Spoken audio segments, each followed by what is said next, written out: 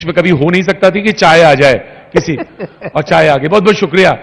किसी आर्टिस्ट का मूड बनाने के लिए चाय भी बहुत जरूरी है। नहीं वो तो ये आप तो, चुस्की लेते रहिएगा। हाँ, हाँ। जी। तो बस यही है कि मतलब उस वक्त ऐसा लगता है कि ये जो खास दिन है इनमें आप कहीं ना जाइए, ये दिन आप अपने परिवार के साथ ही बिताएं। मैं आपसे गुजारिश करना चाहता हूं कि अगर दिमाग में आपके कोई सवाल है या आपकी उनको फिल्म कोई याद आ रही है, आपको लगता है कि ये सवाल काला साहब से पूछा जाना चाहिए और आपका मुस्कुराता हुआ चेहरा कहना कि आपको कुछ याद आ रहा है, तो आप जरूर पूछिएगा, जरूर पूछिएगा। मैं बिल्कुल माइक आपके पास लेके आ जाऊंगा।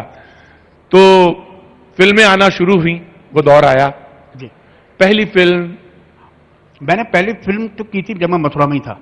जी। मैं आपको बता दूं मेरी पैदाइश उत्तराखंड की है जी। और पालन लालन पढ़ाई लिखाई थिएटर मथुरा में हुआ। जी। तो पहली फिल्म मैंने संदीपन ने ही डायरेक्ट की थी, सुबह होने तक। हाँ। वो हम लोगों ने थिएटर के साथ साथ जी। और उसके बाद फिर जब मैं बॉम्बे आया तो माँ के साथ मतलब अखिला जी की फिल्म थी मेरा पति सिर्फ मेरा है। जी। उसमें मैंने उनको असिस्ट किया था, फिल्म काफी समय तक राइटिंग असिस्ट करता रहा। तो जैसे कि मैंने आपको बताया कि वो वक्त ऐसा था जब सब कुछ सुंदर चाहिए। अपनी कद काठी तो आप देख ही रहे हैं जी। मतलब इसका भी आधा था मैं, तो बंदा नजर ही नहीं आया तो उसको लोगे कहां। तो ऐसी वाली बात थी, जैसे होता नहीं कि मतलब ने मेरे को लेटर लिख के दिया कि आप जाओ और वो तुमको जो है कंसीडर करेंगे। तो उन्होंने लेटर पर, एक तो मेरा नाम ऐसा ब्रिजेंद्र काला, तो ऐसा लगता है कोई पर्सनैलिटी आ रही है सॉलिड। जी। दरवाजा खोला तो ढूंढना पड़ता है उसको, अरे वही है, बैठाएगा फिर देखेगा सोचता रहेगा। फिर उन्होंने कहा कि चाय पियोगे? मैंने कहा हाँ चाय पियेंगे, जैसे ये चाय। उसके बाद उन्होंने कहा बेटा मेरी फिल्म में शत्रुघ्न सिन्हा है, सोनू वालिया है, डैनी है, इतने लंबे लोग गिना दिए कि बोला तेरे को मैं कहां खड़ा करूं, समझ में नहीं आता। तो मेरे को भी ऐसे ही लगा कि वाकई सही कह रहे हैं कि मतलब मुझे कहां खड़ा करेंगे। वो समय ही ऐसा था वो मतलब। तो ये जो आर्टिस्ट था, ये अंदर का भी जो आर्टिस्ट था, वो ये कब मुतमईन हुआ, कब कॉन्फिडेंट हुआ कि नहीं अगर डैनी डेंगोंगपा हैं या एक्स या वाई बड़े बड़े कलाकार हैं, कद काठी में लंबे ऊंचे हैं, तो हम भी खड़े हो सकते हैं। ये एक्चुअल में सिलसिला तो जिसे कहना चाहिए कि पहले बन चुका था इस तरह का, लेकिन हाँ। मैं अपनी बताऊं तो मेरे को पहली बार एक हासिल आई। हाँ। तिग्मांशु ने डायरेक्ट की थी। हाँ। उसके बाद फिर मिथ्या रजत कपूर की फिल्म थी। हाँ। वहां से थोड़ा सा एक ग्राउंड बना कायदे का। और फिर जब पान सिंह तोमर आ गई तो फिर उसके बाद सिलसिला खुल गया। पान सिंह तोमर सबको याद है जी। पान सिंह तोमर का वो रिपोर्टर, और वो बैठा हुआ है दीवार के बिल्कुल सट के, और वो गद्दा की तरह डर भी है, लेकिन डर को वो जो उसकी साउंड चप चप करके खा रहा है, इरिटेशन है, लेकिन फिर भी वो सब लोग उसको देख रहे हैं, उसका डर देख रहे हैं भाव। तो वो फिल्म जब याद करते हैं आप, तो कैसे ऑफर हुई, फिर कैसे वो रिपोर्टर तमाम सारी, क्योंकि हम तो वास्तविक जीवन में जी रहे हैं रिपोर्टर की तरह, लेकिन आपने कैसे। वो भी एक कमाल की बात है, मेरी कास्टिंग कैसे हुई। जी। तिग्मांशु मैं आपको बता दूं वो मेरे कजिन है जी, और आना जाना लगा रहता था, पार्टियां वार्टियां होती रहती थी जी। उससे करीब हफ्ते 10 दिन के बाद तिग्मांशु ने मुझे फोन किया जब वो रैकी कर रहा था जी, कि तू कैसा हो रहा है। मैंने कि मैं कैसा हो रहा हूँ, वैसे ही हूँ जैसे मैं था। हाँ। नहीं फिर भी थोड़ा मोटा वोटा है। मैंने कि नहीं भाई क्यों। हाँ।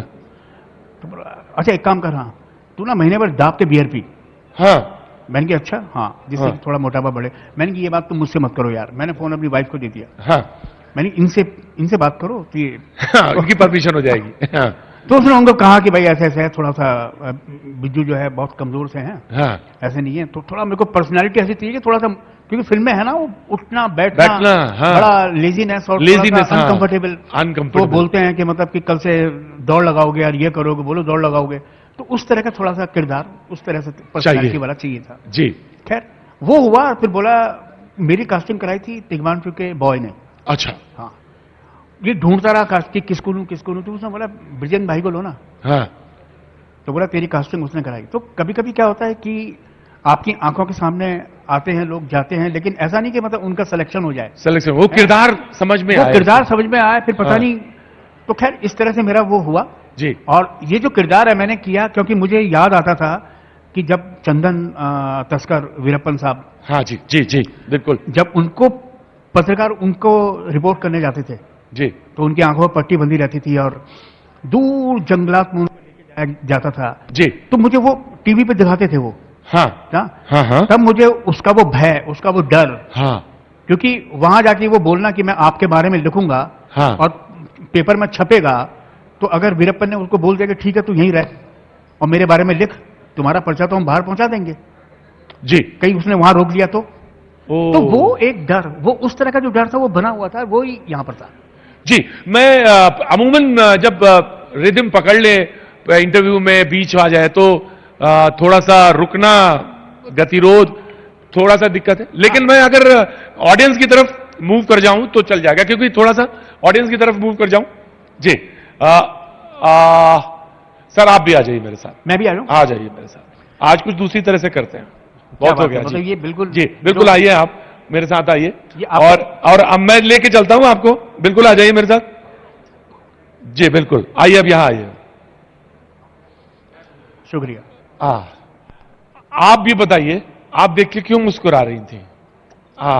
खड़ी हुई है, आपको क्या याद आ रहा था आपको इनको देख के? जी बताइए, क्या नाम है पहले तो ये बताइए आप? जी वंदना राजपूत। वंदना राजपूत जी, हाउसवाइफ है? सर मैं प्रदेश प्रवक्ता हूं मैं। अरे